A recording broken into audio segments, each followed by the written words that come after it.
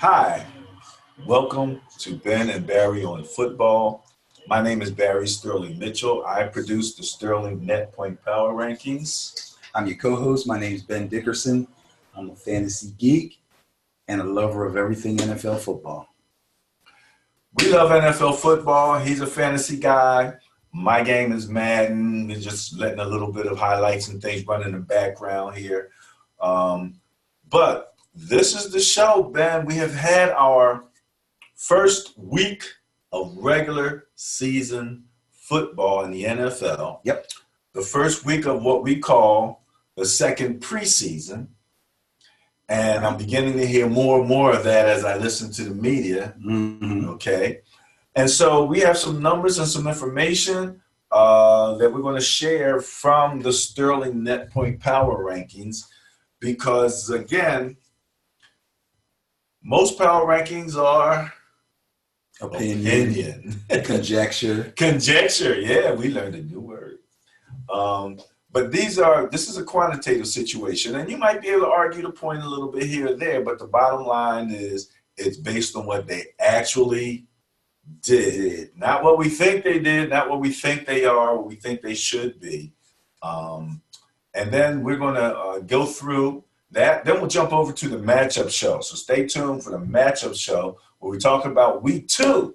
And that conversation is then going to be filtered through the Net Point Power Rankings where we look at where everyone stands in the rankings and their net points, and we utilize something called the bias and the bias plus.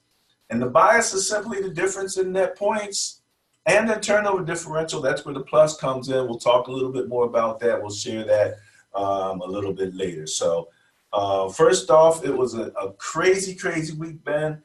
Anything you want to say about the week that was, first and foremost? I'm glad it's here for 2 reasons. Number one, because I couldn't wait for the season to start. The preseason was driving me crazy. And also because we needed the first week of the season to go by so that we could compile our rankings. Absolutely. I mean, now, we can talk about games, specific players.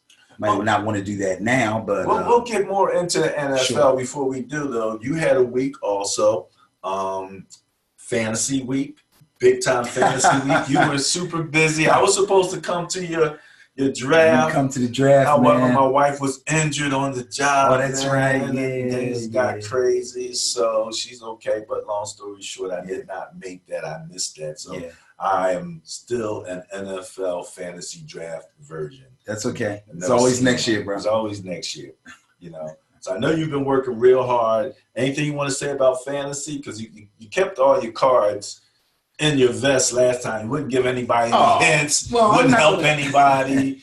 You was like, no, I got to get my draft done. So you got your draft done now. It was your typical first weekend of the season where everybody had their drafts, whether they had them 2 weeks ago or they had them, like I had my main one, the night before the first Thursday night game. And you look at your team and you're thinking, I got a good team. I'm going to do something here.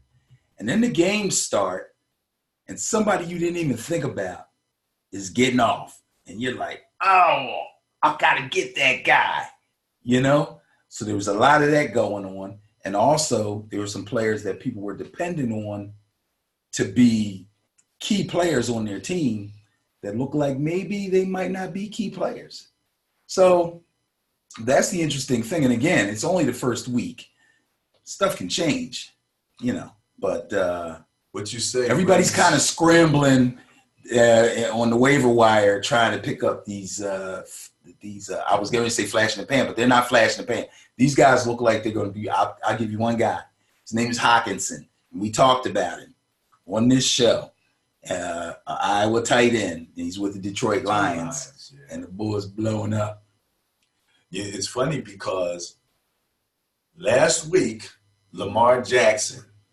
That's something else. I literally put this out on our social media and asked. I said, okay, who's the genius that started Lamar Jackson, right? Nobody did. Everybody's like, and people who actually would respond, said, I had him on my bench. Right. They drafted him because they're curious and they know that he has the ability to put up numbers because of his running ability. But the question was, is he going to be able to throw the ball like an NFL quarterback? Are they going to come up with some kind of system or scheme or actual offense that's tailored to his throwing skills? And it looks like they did. The challenge with it is who they played. And so and that goes for a lot of the games. But we'll go through that as we talk about this. I did ask you a question. We didn't get back to it real quick. Because you're also coach, right? Yeah. And I was asking you who the hype man was, on your team. I'm not sure I like that title. The hype man. That's what isn't that what the rappers call it? Yeah. They always have a hype man. Drew Brees is the hype man for the Saints. Right. He's like the ultimate hype man. Jameis Wilson had probably one of the more historic hype man dumb moves in life with the W that he was eating the W, and people looked at him like he was crazy. So there's always a hype man. For the Ravens, before he retired, Ray Lewis. It was Ray Lewis, right? Who's the hype man for the PTTFL Seminoles? Well, a hype man I would consider a player. And right now on the current team, I would say we probably don't have a hype man. I do some of what a hype man would probably do, but I don't consider it hype. It's I can't even describe it, but let's put it this way. It's kind of like it might be like, because when you think about it, it's more like a pregame says he wants to say in the locker room, the pregame speech. Right. So because we're outside, you don't have mine is more pregame speech / hype. A little hype to it, with a little hype to it. Yeah. How do you get a hype man? Want me to call Flavor Flav? I don't have to have a hype man. We don't need a hype man. Okay. That's gonna get flayed. Nah. Anyway, when we look back at last week, let's go over the top 5 for net points, the top 5 for points scored, the top 5 for points against, and for turnover differential, and for last, let's do the bottom 5. Why? Okay, for last. For last. Anyway, all right. So first and foremost, let's give all credit, because I don't remember the last time the Ravens were in first place in net points. I do. Really? You remember that? I remember, and I don't have the greatest memory, but there was a time, and it was a couple of weeks last season, where the Ravens were. I got to go back and check my numbers. Go back and okay, all right. But yes, early on. All right, let's say in the first week of the season. Well, no, it wasn't the first. All right, there you go. Congratulations, plus 49 on the first week of the season. We talked about Lamar Jackson. People wish they had started them on their fantasy. All of a sudden, he's throwing the ball deep and accurately, and accurately, and in tight windows. And some of these guys are just open. He threw a couple in some tight windows, man. Okay, he looked good. We're going to talk a little bit about at some point this whole running quarterback thing again in general, because you got a few guys who aren't athletic like that, and it's just funny watching them versus the guys who know they just can't run. It's like when they say a handicapped person, if you lose one sense, another sense kind of grows. It's heightened. They don't, those guys that don't have that run ability, you know what I mean? It's different. It's different. And I think there's a lot of risk out here. The Titans came in number 2. Actually, they were tied with the Patriots with plus 30 net points. Pretty good. I think that was kind of a surprise. I don't think the Titans were expected to. I think a lot of people are surprised at what you said in the last couple of minutes. I'm just saying, the difference, like we said, the difference between those other guys' power rankings and these. So pay attention. Net point rankings. And Ben, Number 5, the team that I love to talk about their quarterback, Kirk Cousins. Kirk Cousins was like 8 for 10. He threw the ball like 10 times. Wait, And how'd you jump to number 5? did I skip number 4? And 3. Well, I said the Titans were actually tied with the Patriots, so that's 2 and 3. Oh, right okay, there, all right. 39 They actually points. had the But same I amount. did skip the Okay. Cowboys. Skip the Cowboys. Yes. Maybe I was feeling sorry for Giants fan. It was your team that they was throwing them points. Dude, we're not going to do this year, man. We're not going to do it this year. We're not going to do this year. My team stinks. I know they stink. You know they stink. I didn't think they stunk They know like they that. stink. That's because you don't pay any attention to That's it. your team. I pay more attention to your team than you do. Okay.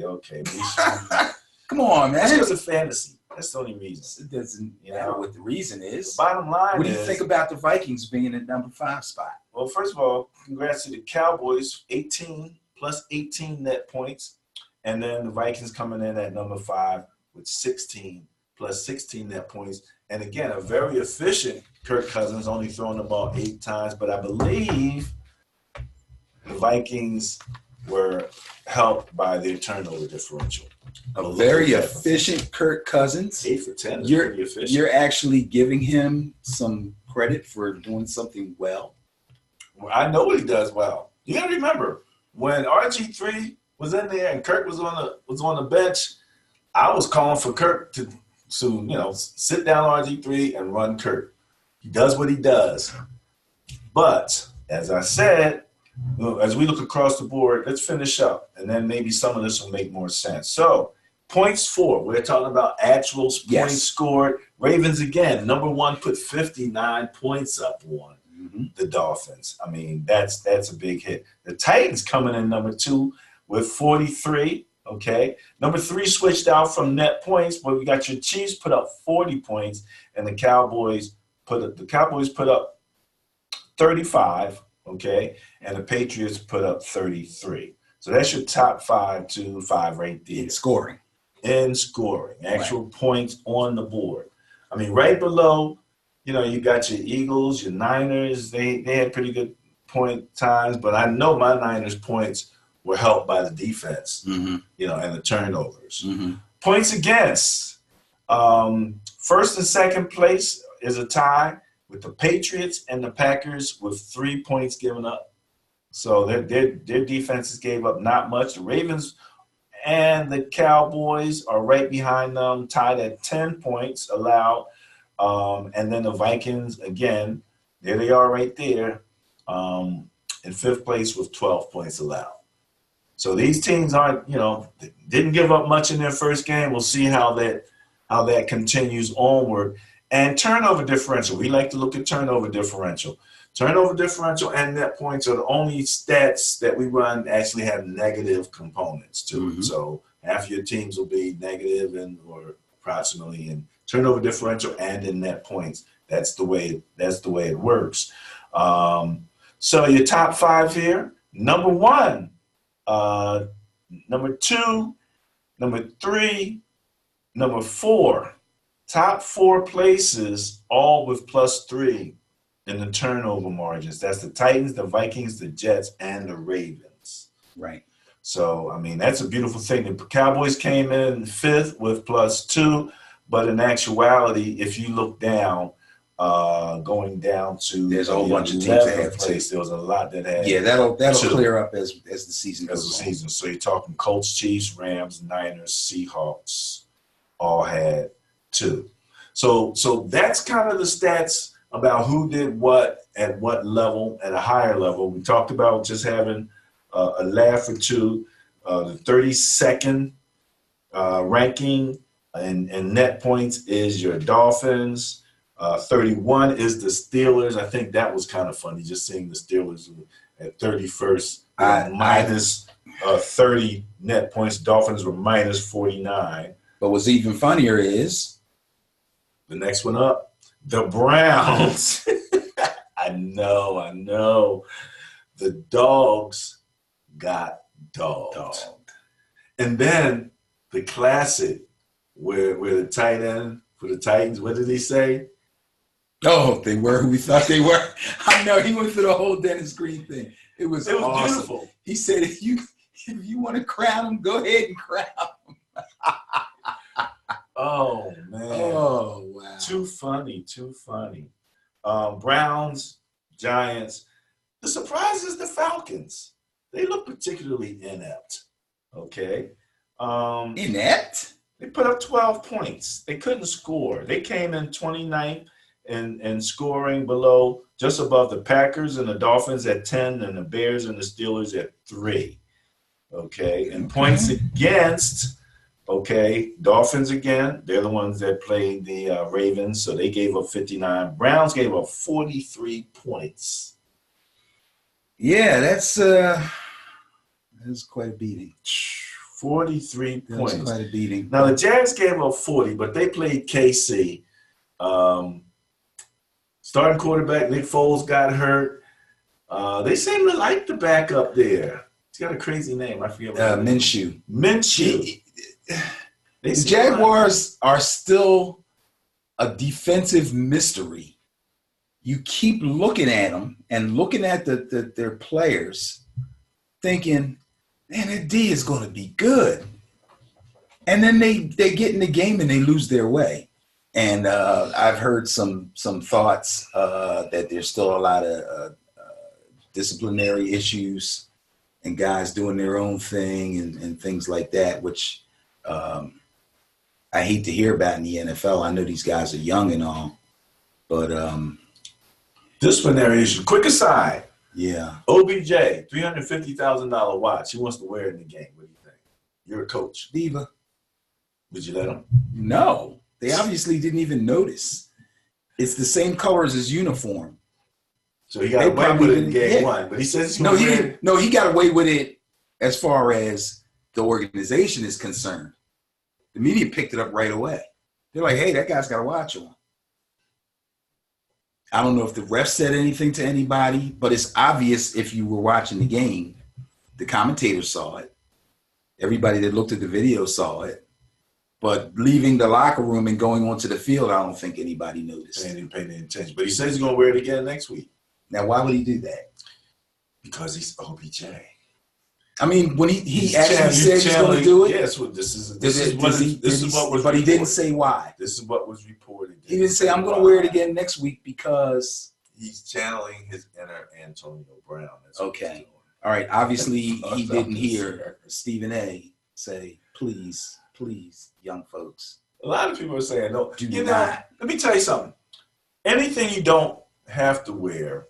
Okay, it's better not to wear it just for pure safety. Exactly. You really can't assume anything. We had a situation this first week where 2 players clashed in such a way that their shoes became inextricably connected together. They couldn't get their shoes apart, their cleats. How that happened, who knows?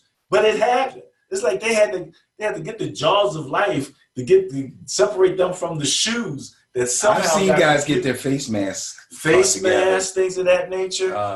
These are the kind of collisions that we're talking about. Yeah, you don't want that to hit somebody in the eye and come loose and anything like that. So just for basic safety concerns, it's absolutely bonkers. But again, this is the grand experiment in Cleveland with the new coach, with this mega talent, and I don't care how you say it, the quarterback, these coaches, we're going to talk a little bit about tactics and strategy. Let me leave that alone for right now. So we'll come back to that in the matchup show.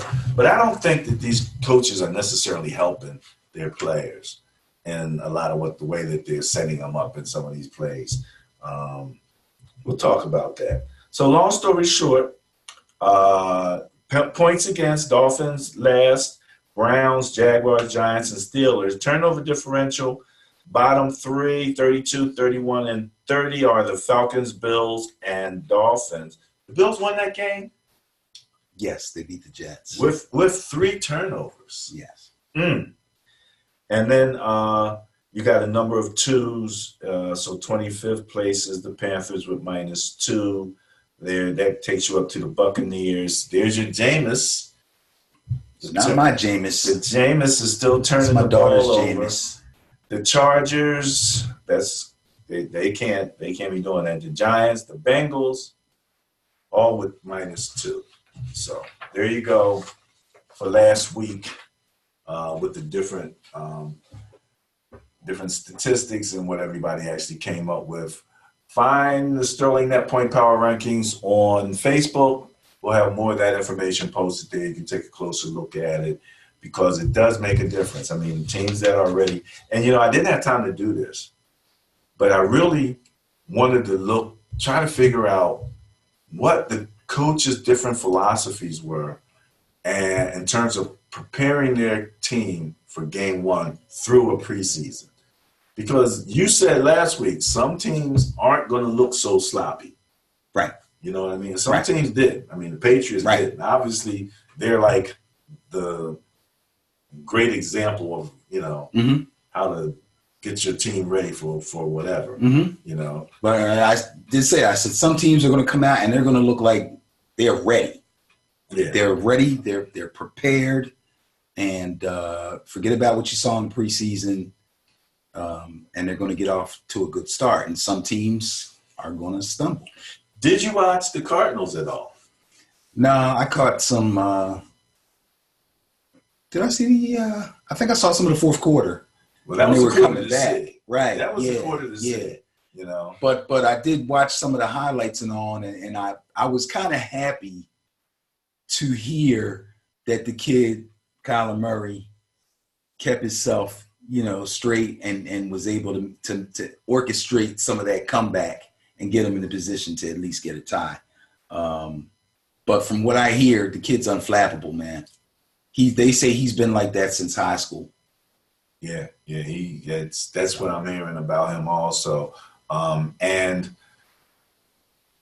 I think his coach, we were talking about not putting your guy in the best position right off the bat. First of all, the second preseason is like the first is like the actual preseason. Remember I said in the preseason, it's like the defenses, I thought, almost took the easy way in terms of competing because they were blitzing all the time. And you're blitzing against guys who never that are probably not going to make the team. Right. Guys that are trying to make the team. Guys that haven't had a chance to even get the full offense installed. Right. And you're throwing so that's kind of unfair. Out, yeah. But okay, it is what it is. But now you get to the second preseason, first game one. A lot of blitz is coming again. You know what I mean? Yeah, but these guys are more prepared. These guys are, you got veteran players as they should be. No, because defense is always going to gel quicker than offense. Well, this is where I'm talking about the coaching, and I'm wondering, within the play structures that these guys are given, are they really, do these guys know where their safety valve is? Like some guys know. Every play has a. You're talking about quarterbacks? Yeah, every play has a guy. No matter where you got to go. When things break down, you got a check down. You got that check down. Yeah. It's like some of these guys don't know that they're not even looking, for the check down. As well as he played, Deshaun Watson, many times, a couple times he got blasted, and he had check down standing there looking him in the face, He didn't want to take it. Why? Because he wanted to go downfield. Whatever the reason is, you're getting blasted. And if he's been allowed to get away with that in practice, It's who he is. Dude, you got to coach. You got to coach that out of him. But he ain't going to make it through the season. Coach it out of him? You got to, yeah. You can suggest to him that he not do that. You can remind him that he was sacked more than any other quarterback last year. You can do all those things. You can tell him about his injuries. Remember when you were this and remember when this happened? You can do all that. What else you gonna do? Because when the game starts, have a really good backup because he ain't gonna make it. Well, that has nothing to do with him throwing the check down. Well, you can't make him do it because that's why you need a good backup because he ain't gonna make it. He's not gonna make it through the season getting blasted the way he's getting blasted when you got people you can throw the ball to. Okay. He throws a beautiful ball, and he knows it. It's a thing of beauty, and he can run, and. It's like I saw glimpses of really using that pocket. But at times he was using the pocket, he became a statue, which is kind of weird for him. He's not a running quarterback. He's a quarterback who can run. Well, he is not a running quarterback. He is a quarterback that runs a bit too much. He doesn't run. Wait a minute. The one he scored on, that was a coaching call. They called that play. That's one play. And he got hurt on that one play. There's a reason why running backs have such a short a tenure in the NFL. If you want your quarterback to play running back, then they're going to have that shortened tenure. Unlike the guys that we said that aren't trying to You're run. getting away from your original point. Your original point was you have to coach that out of him. Not going to happen. That was my original point. And your answer to your original point was get it back up because he's not going to make it. That's the answer. And my answer was you can't coach it out of him. So we'll go with your answer. All right. Well, that wraps up last week. We're going to skip the Antonio Brown thing. We're not even going to talk about that, right? I have no words for that guy. If you want information on that, you can go to our Facebook, Twitter, and Instagram pages, Ben and Barry on football. We've got a lot more information that's there. The business of football, some of the more life type things with, people, what they're doing in the community. We try to put all of that good information. Our motto is football is life. So visit us there. And then we're going to set up for the matchup show. And we're back, Ben and Barry on football. And this is the matchup part of the show. Again, we take into account the Sterling Net Point Power Rankings. And we also have, as a part of that, a term that we utilize called the bias. Now, the bias is simply the difference in net points between two teams who are going to play each other. So, for example, if you have one team who is a plus 30 net points, and then they're playing a team who's plus 20, that difference is 10 points. And the bias goes to the team with the 30 points, with the greatest number of points. It's a 10-point bias. It's a 10-point bias. It's as simple as that. However, we did add a plus last year, and I think it was a good thing to do. And the plus comes from the turnover differential. Yes. So we take a look at the turnover differential, compare those two, between the two competing teams, and we come up with a turnover differential bias number. We add that to the net point bias number, and voila. Come out with the bias plus. The bias plus, absolutely. So that's a quick rundown about how we take a look at this, and we're going to get ready to get started with that. Nice slate of games coming up. Nice slate of games. I'm pretty happy with this. So let's get started. Again, this is Ben and Barry on football. Forgot to say it. That's why I love to have these here. Please click subscribe and notifications so that you'll be advised as to when we put out. We put out a new show once a week. Basically, we take a look back and we take a look forward. Right. We review the Sterling Net Point rankings and we talk about what's going to happen in comparison. All right, let's get into it. Oh, right to it. Okay. Right to it. Tampa Bay is going to visit Carolina. Carolina has a net point bias of 15 points. In terms of the turnover differential, they are tied at 0. So there's no bias plus for that added to it. So the bias plus goes to Carolina by a score of 15. Original 15. Okay. Carolina's at home.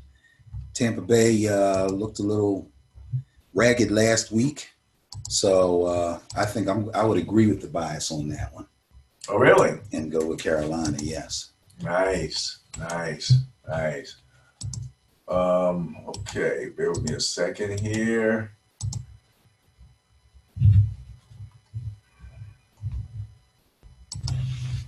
All right, next up we have my Niners.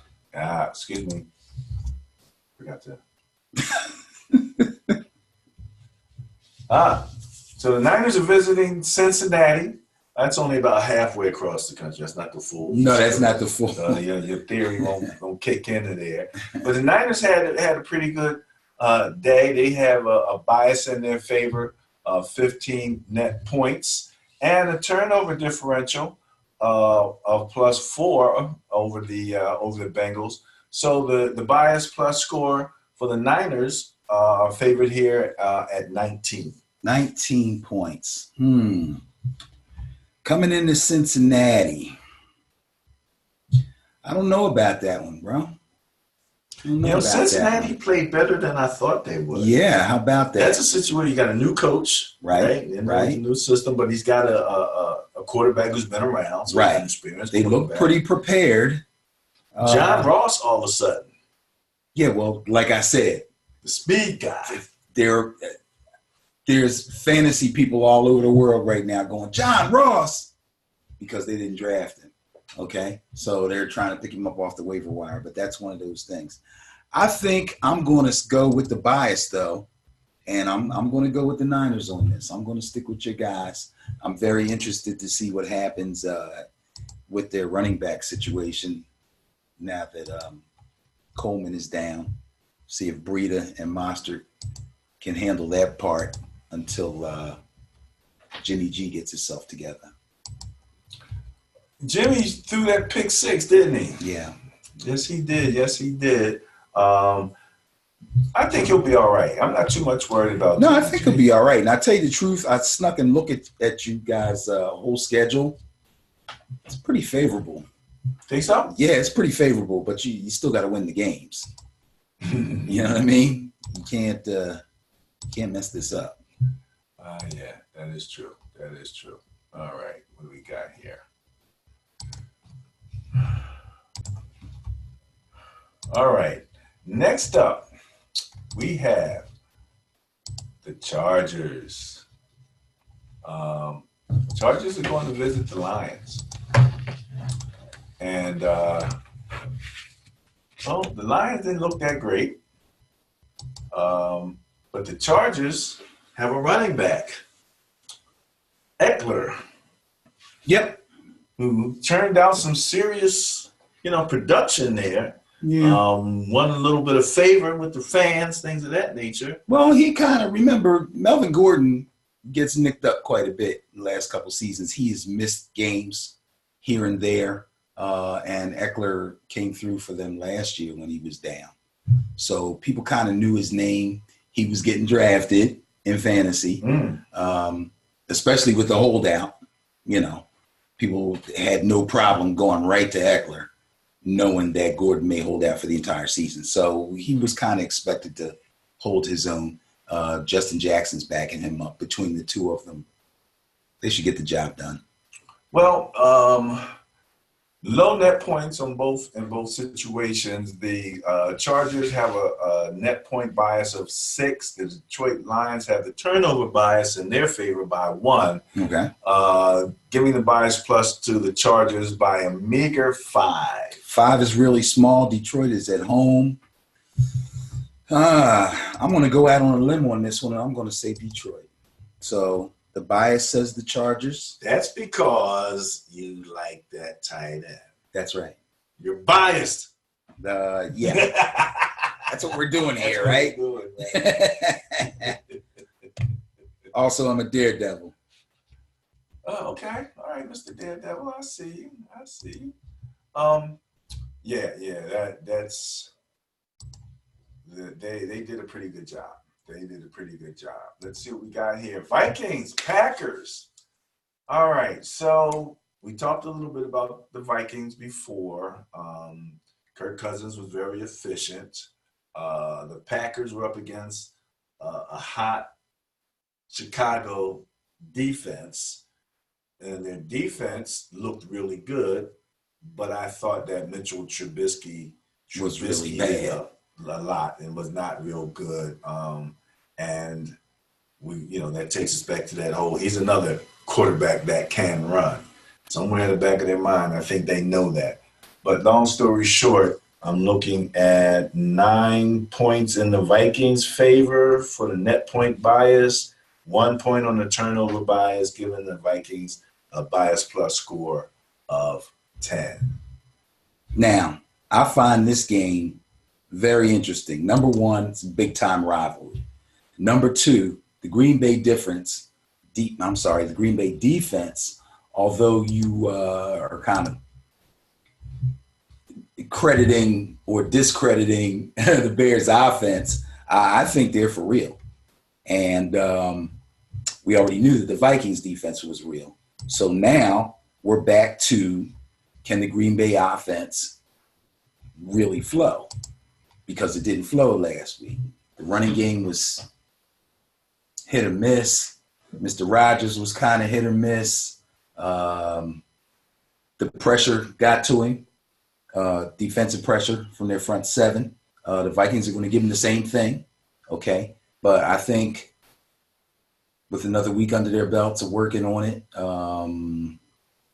and the fact that they're home, and the fact that their defense is going to give Minnesota's offense a little bit more trouble, I don't think Mr. Cousins is going to be able to get away with throwing the ball 8 times this time, or completing 8 out of 10 passes or whatever he did. That's not going to happen this time. So I'm going to go with Green Bay on this one. Really? Yeah, I'm crazy. You all find I'm crazy. All Don't bet, according to what I say, until I get on a roll. See me like week 4, week 5. I love to talk about Kirk Cousins. However, bottom line is that this is the time. He's going to have to do it now. There's not going to be a bunch of they're looking at him. He's really being looked at now. Here's the deal. Let me not get away too much from our going down this thing. Who's Atlanta playing? The Eagles? My goodness. You know why he was 8 out of 10 against the Falcons?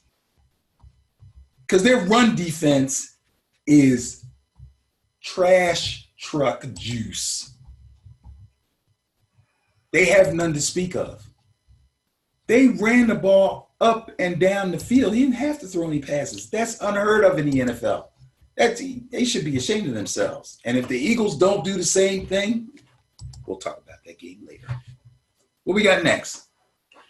Colts, Titans. All right, Titans put the smack down, dog the dogs, and came away with a bias in their favor against the Colts of 36 net points and a turnover differential in the Titans' favor of 1, giving them, I should be 37. I think I got 35 there just because I can't add. So that should be a 37 right there. Okay. But yeah. In other words, it's all about the Titans right now. Yeah. I wasn't real surprised about a lot of things that happened last week, but I was very surprised about Tennessee Titans. I really was. I didn't think that they were going to handle the Browns like that. And again, we can say, well, the Browns weren't prepared or whatever. I kind of thought that they were. They weren't terrible in the preseason. They got all this talent. Obviously, talent isn't enough. People are starting to look at the new head coach kind of funny. This is going to be something to watch. But I tell you what, the Titans may be a team that has to be reckoned with here. And this is a great matchup against the Colts, who besides the fact that they don't have Andrew Luck, they're not missing anything. To me, they look just as good. Obviously, they would be a little bit more dynamic if they had Luck. But Jacoby Brissett is a good quarterback. He threw the ball well. He made some big plays. And I don't think they're going to be lacking at all. So that's going to be quite a game to watch. But I'm going to go with the Titans on that one. After all that. Yes, I'm going to stick with the bias. So stick with the bias. Yes.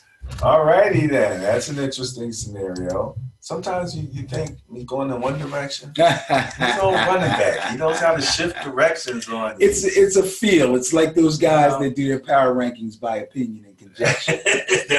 Yeah. Got to use that word again. All right, look. This was the funny one.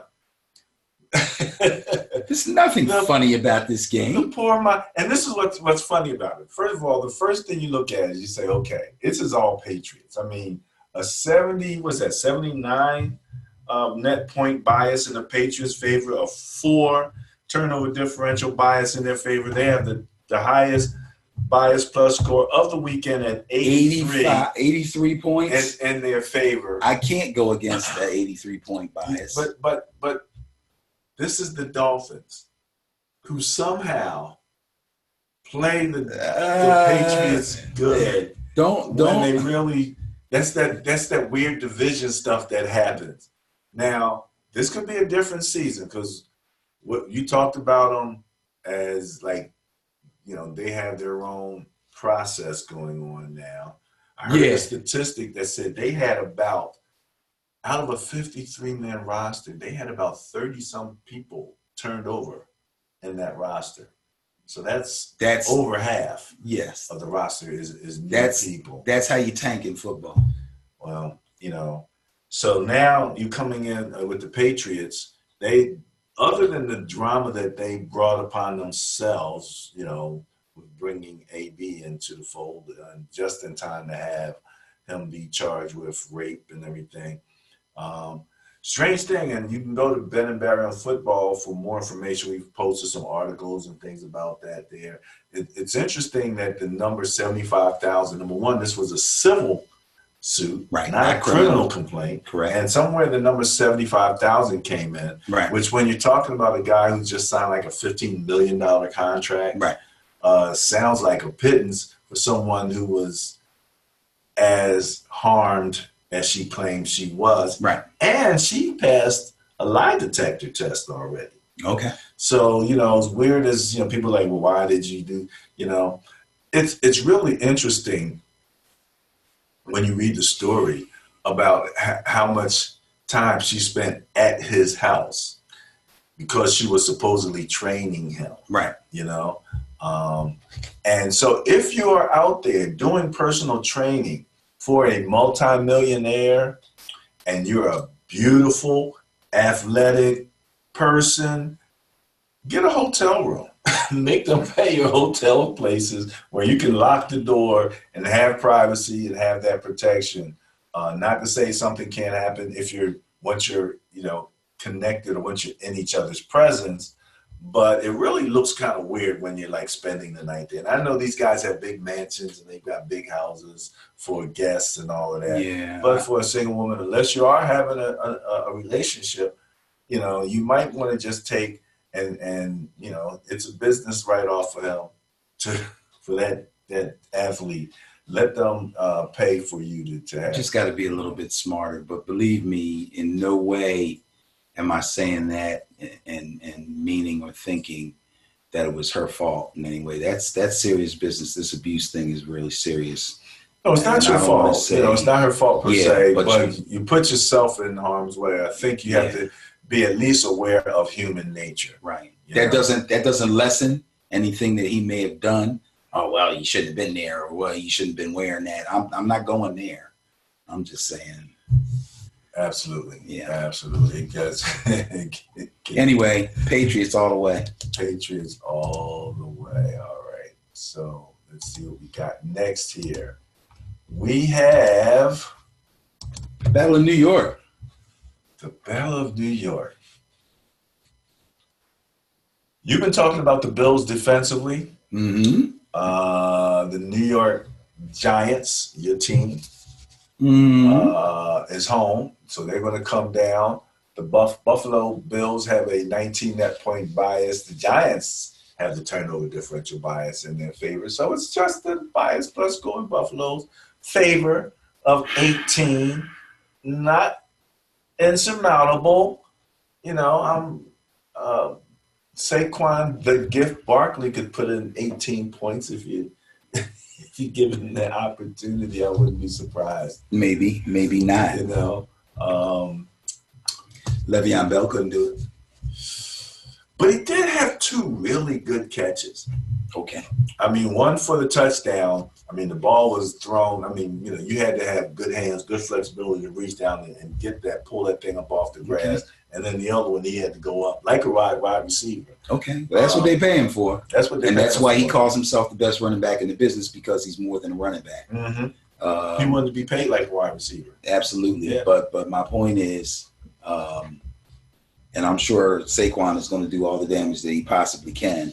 But this Bills defense is no joke. I'm really, until they falter, I'm putting them on a little bit of a pedestal as far as the Buffalo Bills becoming a viable opponent out there in the AFC East.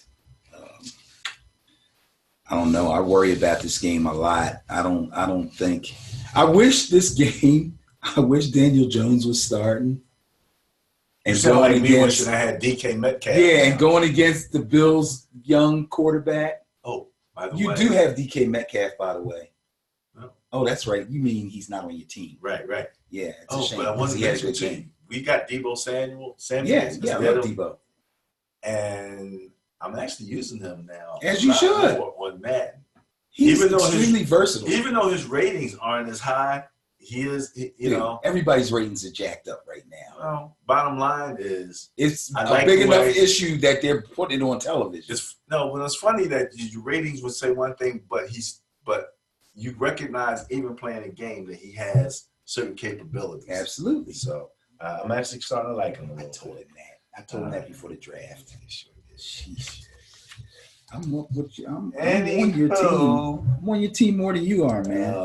How about this game? Your sleeper team. My sleeper squad is coming up. We're talking about the Seattle Seahawks, speaking of DK, and the Steelers. Now this, gee, Christmas.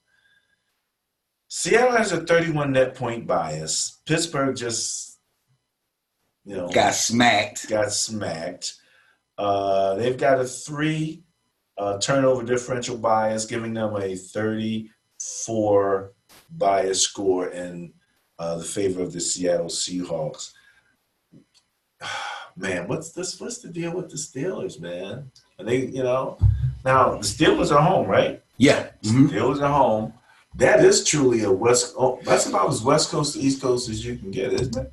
Well, Pittsburgh not exactly on the East Coast, but Seattle's probably farther away than everywhere else. The diagonal. So so that counts. I don't know though. Pittsburgh's home. I'm going with Pittsburgh. They were embarrassed last week. Mike Tomlin is giving long speeches at his press conferences, and giving long speeches. Yeah, he's like, we're foaming at the mouth to get to this next game. Stuff like that. Like, dude, don't talk it. Don't talk it. You got to walk it. That's what I tell my players. Don't talk it. Walk it.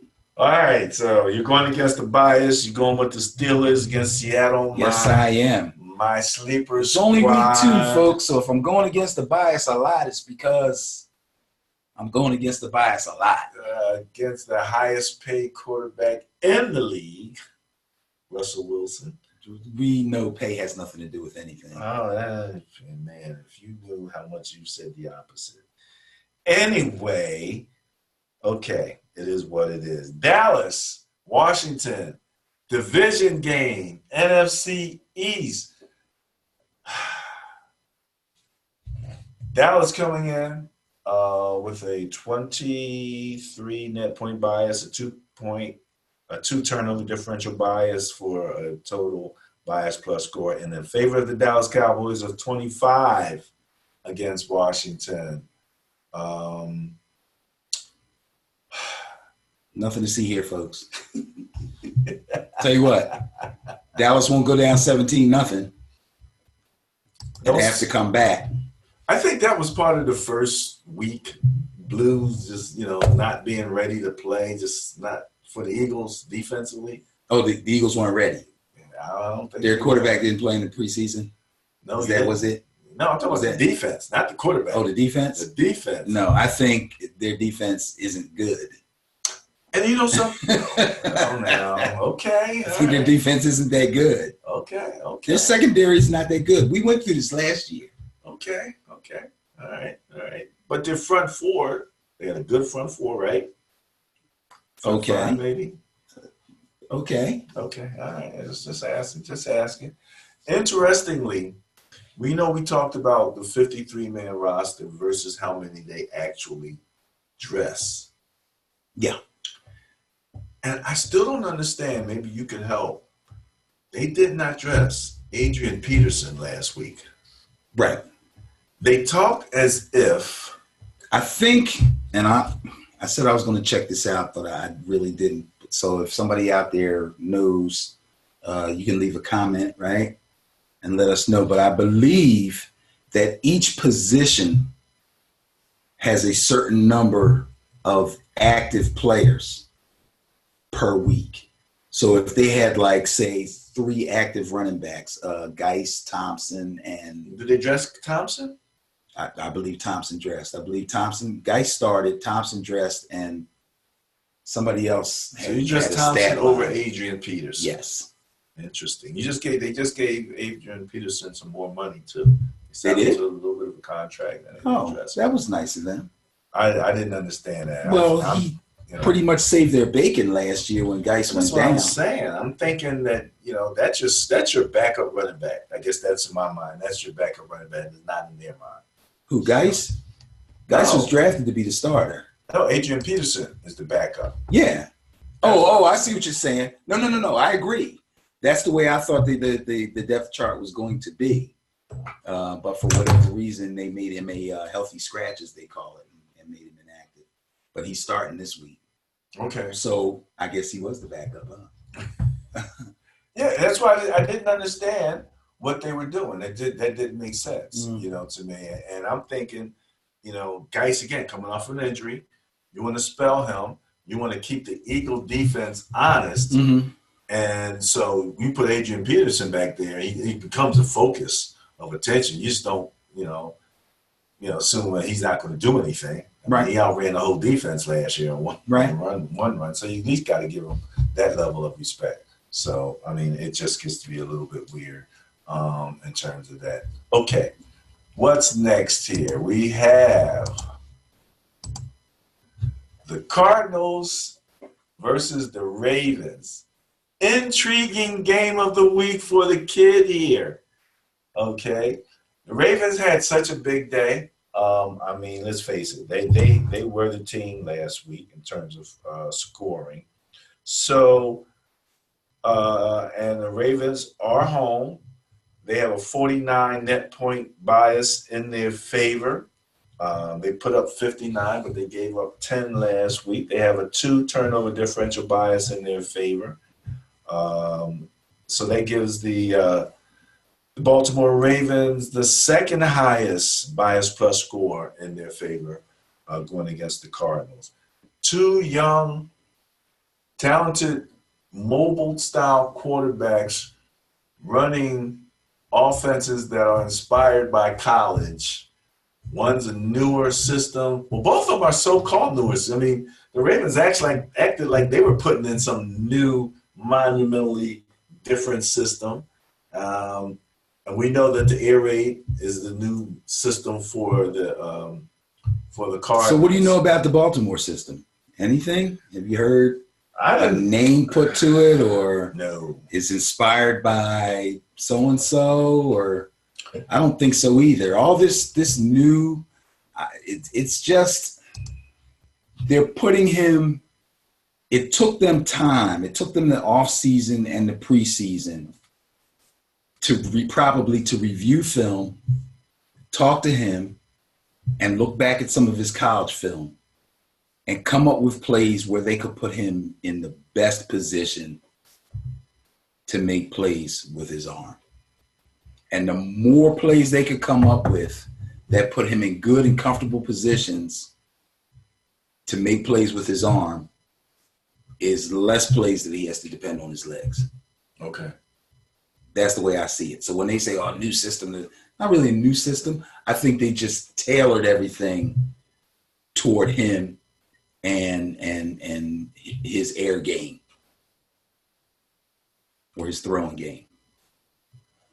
And in that first game, it looked really good. He looked great. He looked comfortable. He has a bit of a Randall Cunningham wind-up, but the ball comes out of his hand really well.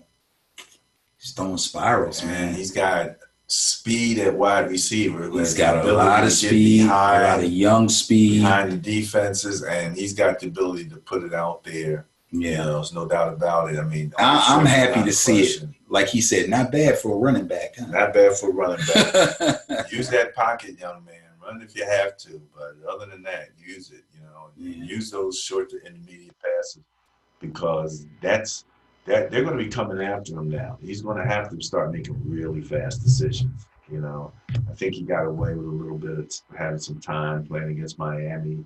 I don't think the rush was quite as fierce. Like he had Khalil Mack breathing down his neck or anything like that. But it was a great first game, you know, setup for a first game. But I was going to say, if I had my druthers, I'd rather he have a first game like that. We're unveiling this, you know, new system, and we want him to be comfortable and have success early on, so things were perfect.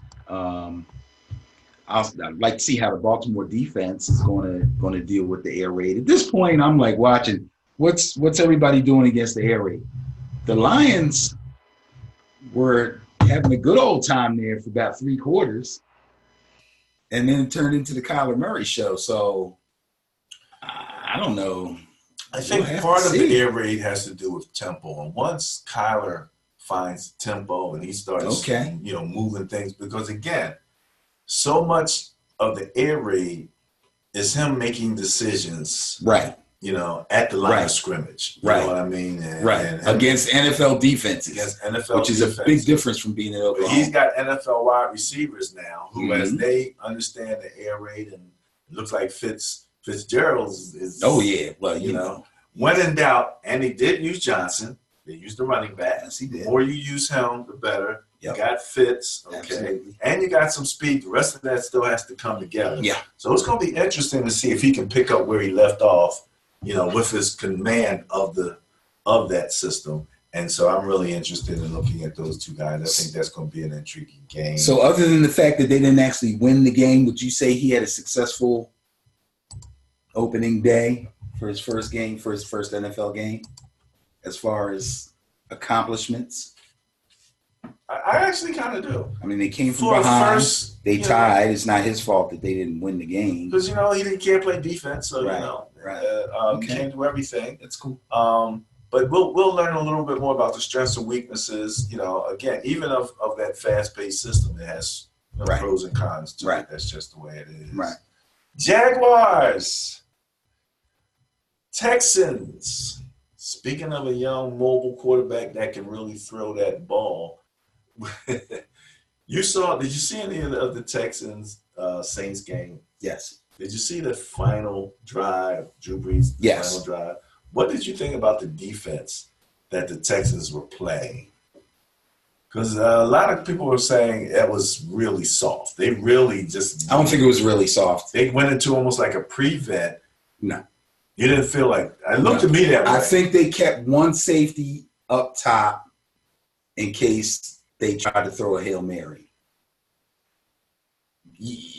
In that situation, you kind of have to do that. You can't just assume...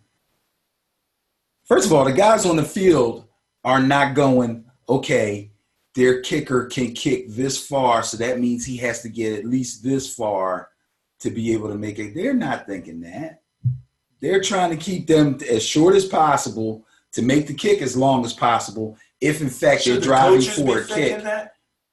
Well, yes. Okay. All right. But they also have to be prepared for trying to go over the top. I watched the show, and the commentator, I think it was Orlovsky, showed those plays, and he said, "Look at these plays. They basically ran with the nose run." Ooh, I almost told one of our plays, y'all. But he said, "Look, that guy's covered. That guy's covered. That guy's covered. Somebody's always going to be open, and there he is." And Brees found him. They also played a little game with him. First, they put their outside guys, their X and their Z receivers, on the line of scrimmage, and the slot guys were off the line. Then they came back out, and they put them off the line and put the slots on the line. Now, that changes the defense some. That changes the coverages a little bit. So Brees, by formation, kind of forced the defense to do certain things, and then found the open man. It's not like the guys caught it and they were running down the field. They were tackled immediately. Okay. All right. It was a long kick.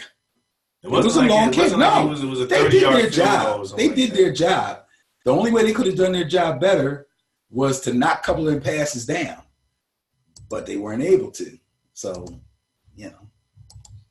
that's Drew Brees, man. This is Brees. Okay, so they're going to come up against the Houston Texans. The Texans have a 12 net point bias in their favor, a turnover differential bias of 2. So Houston has in their favor a bias plus score of 14. So off of their valiant effort against the Saints in their home, and their crowd's going to be going crazy, I'm going to go with the bias, and I'm going to go with Houston here until I can figure out who the Jaguars are. I just don't know. However, that quarterback, that Minshew guy, he looked pretty good. You know who he reminded me of? Nick Mullen from the Niners. Yes. Came right in, cool as a cucumber. Played probably, and he's probably one of those people who played a lot in the preseason. So he might have actually got work in because they weren't playing like the starter. Right. So, it's really weird how that happened. Anyway, what do we have? I think we're this is a big time rivalry. We're about to kick into the 4 o'clock slot here. Big time rivalry. For the 4 o'clock slot games. Chiefs at Raiders. Raiders said, we don't need no stinking Antonio Brown, man. We can handle this business. This bias is small, bro. The Kansas City Chiefs came in and said, yeah, okay, the Jaguars got the vaunted defense. We are Kansas City. And Andy Reid is always good when he's got an extra week or season to prepare. Don't even try it. Yes, he's got a record. Wait. There wasn't a bye week last week. Everybody played last week. What are you talking about? I'm saying. Extra time to prepare. Yeah. He's got a week to prepare. Last week was preseason. That didn't count. It didn't count. Right? So he's preparing for game one. Wait. He had a whole summer to prepare for game one. This is week 2. No, I'm talking about what happened last week. Oh. Against the Jaguars. Oh, forget that. Yeah. Now, this is a big-time rivalry, and Oakland's feeling real, real good about themselves right now. My bias plus of, what's that? 8. It's a little high there. I'm going to have to do a little bit better in my numbers, but 8 is nada. 8's nothing. 8's nada. I'm going with the Raiders, man. What? Yeah, man. I'm going with the Raiders. Knock on wood if you're with me. You sound like Mike Tyson. That's Mike Tyson doing John Gruden. Oh, is that who that was supposed to be? Yeah. That was your John Gruden? Yeah, you didn't watch Hard Knocks. Oh. You got to watch Hard Knocks. You can watch it all in one night. It's like 4 episodes. Hard Knocks. You got to watch it, man. You'll love it. But especially now that you know that you know. I like Josh Jacobs. Yeah, I like Josh Jacobs. Yeah. I wasn't able to get him in any of my fantasy drafts. It wasn't like I was ignoring him, but he was kind of a unknown commodity, so to speak. But I thought he did well. I think he's going to handle their running game for them. Their tight end, who's had some. See, you got to watch Hard Knocks. Had some substance abuse problems. Okay, looked real good. Waller. Oh, yeah. Yes, and somebody that they didn't show at all on Hard Knocks and was really, really quiet in the preseason and then blew up like I'm sure Raiders fans were hoping. Tyrell Williams came over from the Chargers, had a big game. Now, hopefully he can keep it up. He's another guy that sometimes has some injury problems. But can he be a number 1? Can he be a number 1? Right. This is a big test for him. Can he be a number 1? If he can be a number 1, he can be in the money. Well, I think that Denver has a big test. They are home, but they got the Bears coming in. Now, if you're looking at net points, basically the Bears, since they didn't really, put up hardly any points, they have a +1 in the net points. ranking. They're tied for turnover differential. You can't get a bias score much lower Then one. I don't think we do fractions. So that infinitesimal space between 0 and 1 is either 1 or 0. It's like computer language there. But they're home. They got the thin air going for them. Joe Flacco looked like a statue to me. Okay? And that right there is going to be their undoing. Okay? If he couldn't stand up to the Raiders pass rush, he ain't going to stand up to the Bears. The thing he has going for him is his experience, his height, and all of that. But he looked like a statue, man. He did not look like he was moving in that pocket like a Tom Brady or anything like that, man. Not very nimble. Yeah. You take the N out, and that's what he had left. Going with a 1-point bias is nothing to be proud of. But will Trubisky get up in Denver in the Denver thin air and you Trubisky it up? It'll be 6-0. I don't care. There's no way. I shouldn't. Every time I say no way, it comes back and bites me. I'm going with Chicago. Let's leave it like that. Going with Chicago. All right, there you go. Now here's a game right here. Here's a game right here. You talking about Browns Jets? No. Why would I be talking about Browns Jets? Oh, I thought that was. It's still Sunday. Browns Jets is Monday night. Oh, that's right. Wait a minute. Did we skip something here? I think you did. You skipped Saints Rams. Yeah. That's a game. All right, we skipped the Saints and the Rams. Let's talk about that real quick. Rams with a 1 net point bias. Rams with a 2 turnover differential bias. Rams with a 3 bias score in their favor. And this is the team that the Saints. This is with the team with the infamous non-call. This is the revenge game. But the Rams are home. Okay. The Saints are going to have to travel over to L.A. and deal with that crowd over there. That's right. But the bias is only 3 points. And this is a true close 3 points.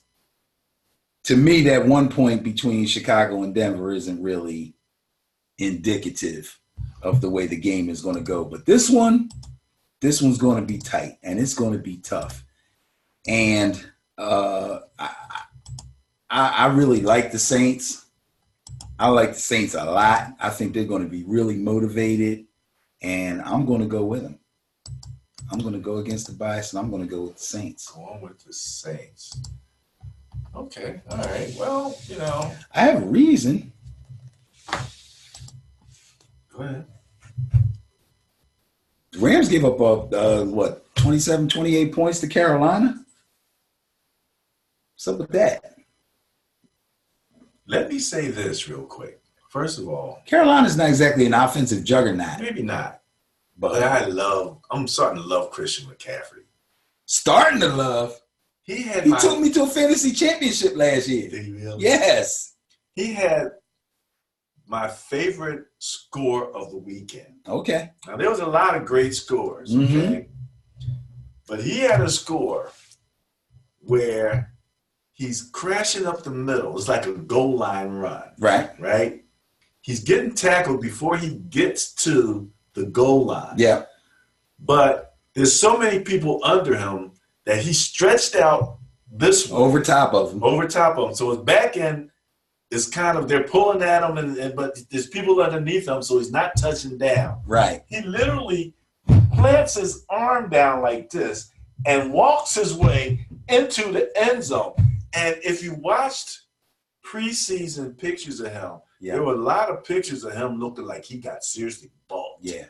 Like he put on some serious muscle. Yeah. And he put all of that muscle on full display, right?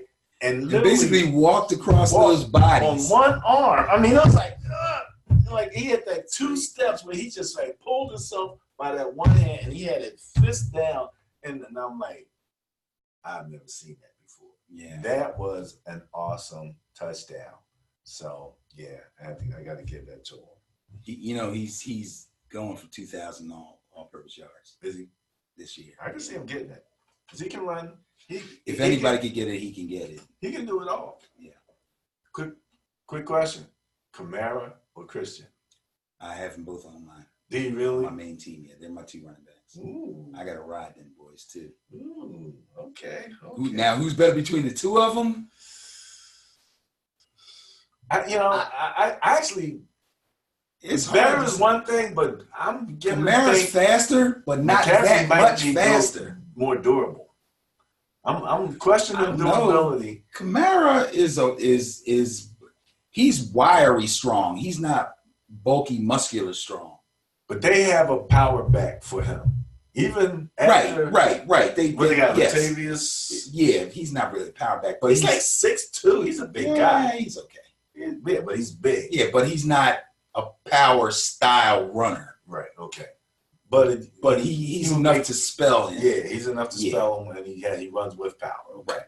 But that's 2 good picks there. You got some production going on there, man. I like that. All right, let's talk about Eagles and Atlanta. This is Sunday night, prime time. Prime time. Eagles have a 21 net point bias, a 3 turnover differential bias, 24 bias score in the Eagles' favor. The Falcons didn't look impressive. No. At all. No. What the heck is going on down there? I don't know, but I know if you can't stop the run, you can't win in the NFL. You have to be able to stop the run, and they didn't show that they could do that. So that being said, and with Eagle fans all kind of clamoring for more Jordan Howard and a little bit more Miles Sanders, this will be the game you might get to see it. You might get to see what your running game is all about in this game. I'm going to go with the bias, and I'm going to go with the Eagles because, again, if you can't stop the run, you can't win.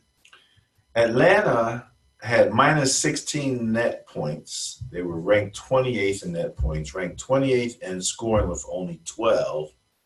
Okay, so they weren't putting up any points either, but they gave up 28 and had minus 3 in the turnover differential. And they gave up the 28 to the Vikings, who only threw the ball 10 times. And now they got to see Carson Wentz. And now they have to see Carson Wentz. Not good. That's not going to be fun. That's not going to be fun. All right. Monday night, final game of the season. Jeez. I'm ending the season already. Of the weekend, week 2.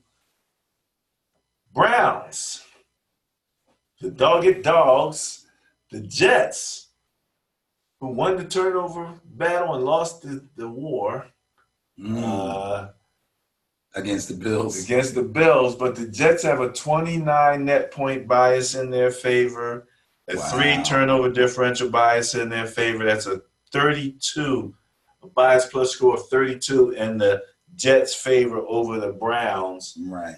Now, if OBJ can figure out how to get some points on the board from that watch that he got, then that might be good. But, with the watch controversy, the question about the ability to control the line of scrimmage, you can have all of them great weapons. But if you can't control the line of scrimmage, things tend to fall apart. Right. That's football for you. And I think that's what the Titans realized. Like the man said, you still got to play football. Right. There's still blocking, tackling, and all of those little things, beside the fact that you might have fleet-footed guys with super great hands. You know what I mean? So you like the Jets here? Yeah, I'm going to go with the Jets. And again, since only one game has been played, the bias pluses are a little, I don't want to say they're not earned because they only play one game. One game does not a bias. But it is what it is. It is what it is. So using a little opinion and some conjecture. Uh-oh. I'm going to keep saying it. I'm going to go with the New York Jets. And I'll tell you the truth, man. I kind of like the Jets. It's crazy. I like the Jets and I like the Buffalo Bills. That's not going to work out well for me, is it? They're both in the same division. With the Patriots. And they've already, well, the Patriots is a given, but I'm saying somebody else in that division has to step up. If everybody that's out here hating on the Patriots, be Miami, right? We know it's not going to be in Miami. So it's those two, right? So otherwise, every season we're going to start off the season by saying, "Well, I guess the Patriots are going to win it again." Until the Jets or the Bills, right? But both of these teams have actually been working hard. They're working toward doing that. Yeah. And now we're going to get to see some of that pay off. So I like the Jets. I think they're going to handle the Browns, and if they do. And the Browns lose another game or two early on, it could be a disaster for them. After all the talk and all of the Odell and all of the, the better defense supposedly, which I really haven't seen yet, but of course it's only been one game, but still. They gave up a little defense to get a little offense. Yeah, in the trade that they had with your Giants. Yeah. But remember the show we did and we talked about what if this was your team, what would you expect from them? We talked about expectations at the beginning of the season, and I said after the season that they had, that I would expect the playoffs. I didn't say win a playoff game or anything that I expect them to make the playoffs, wild card, whatever. But they're off to a bit of a tough start. I don't know, man. That was an AFC loss, right? Yes. That's not a division loss, though, was it? Houston's not in there. No. Okay, good. Well, okay. Well, maybe that minimizes the damage here. All right, that wraps up the weekend of upcoming games from Thursday through Monday. Any final words on that? No, I just let the games begin. This is great. We got some really good matchups, and as you begin to watch the games and then watch our program, you'll start to see what we're talking about as far as our net point power rankings and how they work. As opposed to the opinion and conjecture of some members of the media who use things like that, along with quarterback ratings and who played who and what was expected of them. But this happened, so therefore, that's how they come up with their power rankings. Ours is all on the numbers. So it might sound crazy to say the top 4 teams are the Ravens, the Titans, the Patriots, the Cowboys, and the Vikings. But according to the numbers, they are. That's all I got to say about that. The numbers are what they are. They are who we thought they something like that. I don't know. You want to crown them? You want to crown them? Crown them. All right. This is that portion of the show where we talk about rants and stuff. The do you have a rant? No. Okay. I'm going to let you slide this week. I got nothing. No rant. Hey, you know something? This will be, with all the stuff that did happen, especially with the Antonio Brown thing, you could have all the rants you want. Yeah, like everybody, that's a situation and a personality that we're all kind of tired of talking about at this particular point. I'm tired of talking about it. Something else gonna happen tomorrow anyway. One thing I will say that listening to the media is that, and I think it was on what's the show with the guy who loves the Cowboys and the guy who Undisputed. He just started running down the list of legal situations that Antonio Brown has been in, including fits of temper, throwing furniture out windows, and all of that kind of stuff, and that does not make for a good, defense. Like, this guy didn't do that. He couldn't have done that. Yeah, he threw that sofa out the window, but he's not erratic. So trust me, he's gonna be a choir boy now. Man, and that's the funny thing. If he literally conforms, if he literally buys into the Patriot way, okay, and gets to play, it could be a magical thing. I mean, the Patriots could be doing some stuff, that could be really scary. I mean, it could happen. It could happen, but I doubt it if it will. Ben and Barry on Football can be reached at www.benandbarryonfootball.com. Our Twitter feed is at BNBOF. Our Facebook is at BNBOF. I'm sorry, Twitter is at BNB on Football. Mm-hmm. So you can find us in all of those locations. Well, I think we've exhausted our time here. Okay. Mr. Dickerson, do you have any last words? Go Noles. Go no. Oh, I wasn't supposed to repeat that, right? There we go. Peace.